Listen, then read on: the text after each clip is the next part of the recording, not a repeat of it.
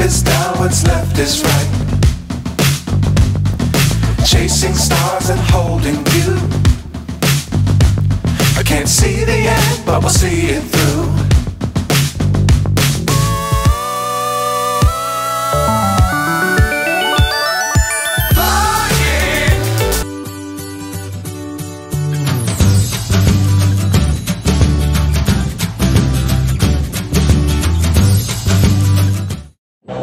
Guys, welcome to my vlog. It's me, Jello, and if you're new to this channel, please don't forget to like and subscribe and click the notification bell para lagi kayo updated sa mga videos ko na almost 2 months bago mai-upload. Anyways, i-share ko sa inyo yung experience namin dito sa True Love at Neverland, kung saan makakamit ka ng mga 20 huskies and some other breeds in the green nature. So, itong place na to ay hindi nagtatake ng any reservation. Just walk in and first come first serve basis sila. So if you are curious and interested na magpunta dito, dalawin nyo lang tong page nila sa Facebook. So this is not sponsored by trip ko lang talaga i-post yung FB page nila para at least kung mapanood mo man to at nai-stress ka at gusto mo makakita ng maraming dogs, at least this place is very ideal. And yun lang, very ideal talaga siya. So, paano ba makapunta dito? So, for the direction, the best way is to take BTS. So, etong map na to is from Asok Station. So, from Asok Station, get off at the Ari Station and go to the exit 3. And then, walk a few steps further along the traffic flow of Soy Poholyo Teen 7, then turn left into the Soy and you will see the tuk-tuk. So, ayan yung Ari Station, and then pagbaba mo dun sa exit 3, lakad ka lang ng konti. Dito sa pagbaba mo ng hagdan, right corner, at makikita mo na yung mga tuk-tuk na yan. So, ayun guys, advice ko lang, yung tuk-tuk is only 40 to 50 baht lang. So, ayan, nakarating na kami dun sa True Love at Neverland, kung saan very relaxing yung place nila. At alam nyo, yung pinaka-receptionist nila, very cool. She can speak Thai, Chinese, and English as well. And she loves Filipino people kasi may mga friends daw siya from the universe. Anyways, ayan. So, habang di pa nag-i-start yung kanilang viewing time or interaction time with the dogs, nag-order muna kami ng food niyan. Kasi may time sila parang kumbaga, for first session, viewing time and lunch time is from 11:30 AM to 1 PM. Tapos, ang interaction time is about 1 hour, 1 PM to 2 PM. And then, yung second session nila, which is yung green hub namin, is afternoon tea or late lunch, which is the viewing time is from 3 PM to 4 PM. I mean, interaction time is 4 PM to 5 PM. So, ayan guys, ito na yung time na pwede na kami pumasok at makapag-interact sa mga doggy-dog yung tinatamad sa amin. But since they are very cute and nice naman,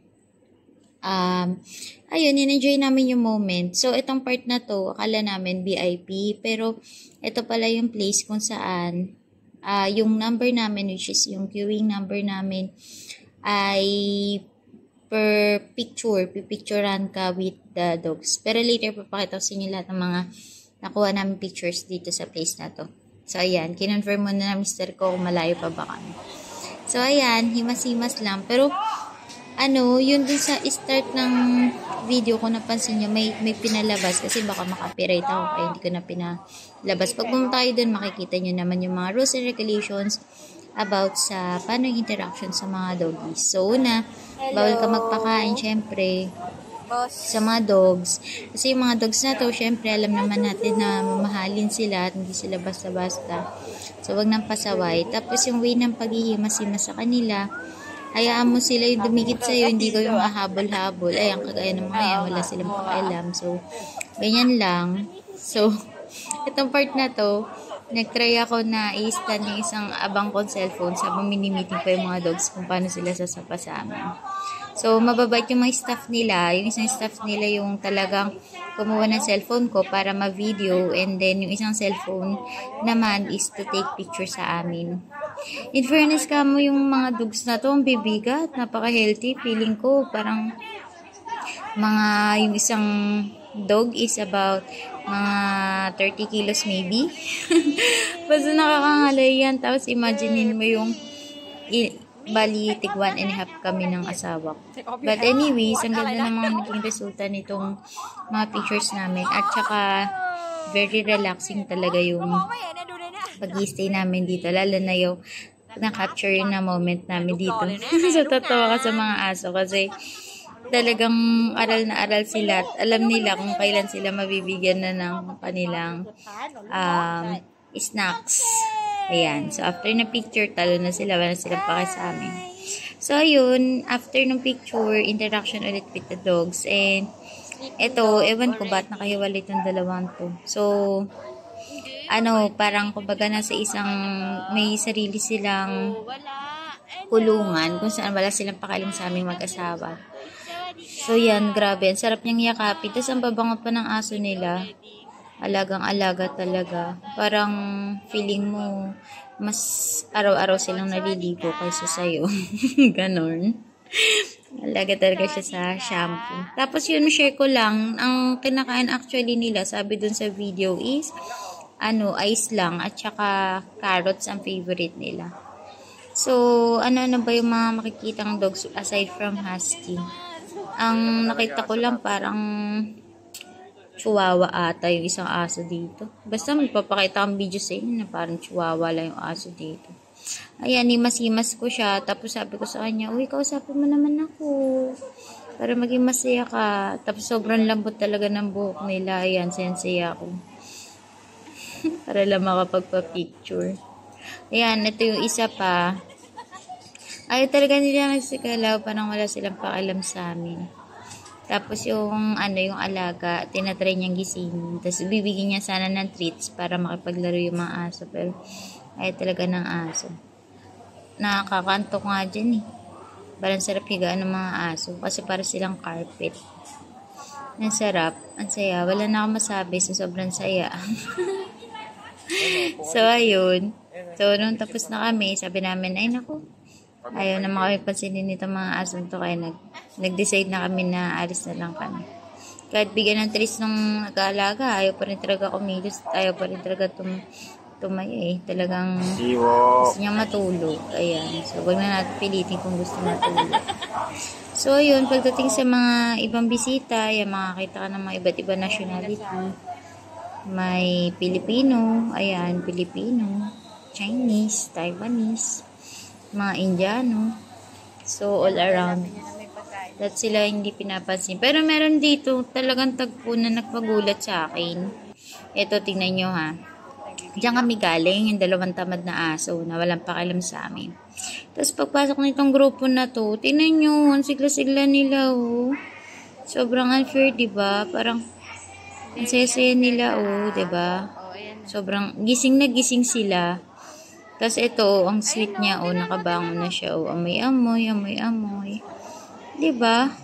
Samantala nung sa amin, halos matulog na. So, ayan, ito yung nakakatawang part. Yung mga toys na dogs, nag-aaway-aaway na sila. Hindi ko alam kung anong klaseng aso itong dalawang to eh. Ang bigat niyan, grabe. Yan, nakapagpa-picture ulit kaming mag-asawa. Tapos nakakatuwa yung mga aso na yan kasi masyado silang agresibo sa kanilang treats. Itong ang dalawang aso sa harapan, grabe. Ang sarap lablabin ng dalawang yan. Napakalalambot. Tsaka hindi sila mukhang aso sa tunay na buhay. Yan o, ang cute o. Ayun, so basta kung trip nyo pumunta dito, worth it siya. Pagdating sa price ng food naman, affordable naman. Sa hapon, syempre, mga simpleng snacks na lang yung kinain namin. Papakita yung mga ibang pictures na kuha na namin. So, ito yung nag-iisang kakaibang aso na nakita ko. Siya yung tinatawag na boss. Kasi talagang boss yung style nitong aso na to. Hindi siya nalapit kung kani-kanina pero lakad siya ng lakad. Ayan, o, diba? Deadma. Kaya lang siya. Kahit kanina wala siyang pakailam. O, diba? She's the boss. Ayan. Parang feeling niya husky rin siya. So, ito yung mga ilang pictures na natake ko dun sa restaurant. So, ayan yung number namin. Number 6. Tapos, may free drinks din. Yan. So, aside from free drinks, nag-order ako ng fries and chicken wings. Para naman habang nag-antay kami is may laman yung aming tiyan. And then, ito yung mga some pictures na natake namin habang nandun kami sa nakikipaglaro sa mga cute-cute na aso. So, ayan, ang sarap mangarap na magkaroon ka ng maraming aso. At sa totoo lang, nakakabawas talaga siya ng stress. Ayan, no, diba? Bawas na bawas yung stress ng mister ko. So, ayun, ito yung moment na tinatamad yung mga aso at nagpa-picture kami ng bongga. Worth it ang pagpunta dito. And sana, kung mapanood mo tong video na to, don't forget to like and subscribe and try man na pumunta. Thank you!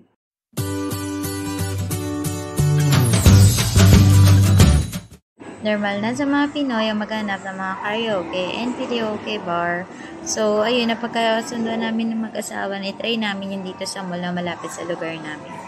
So, ayan, sinubukan namin since singer kami, songer. So, ito yung experience namin dalawa. Try natin ito. Go my English. Let's go! Wala songbook. Okay, nasa ako. Yan yung IT natin. Nag-change na siya ng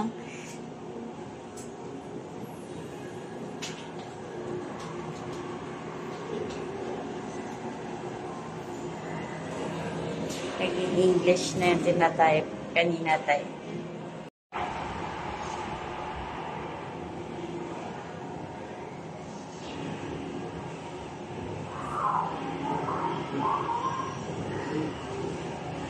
Hello, mga ano na sa ako.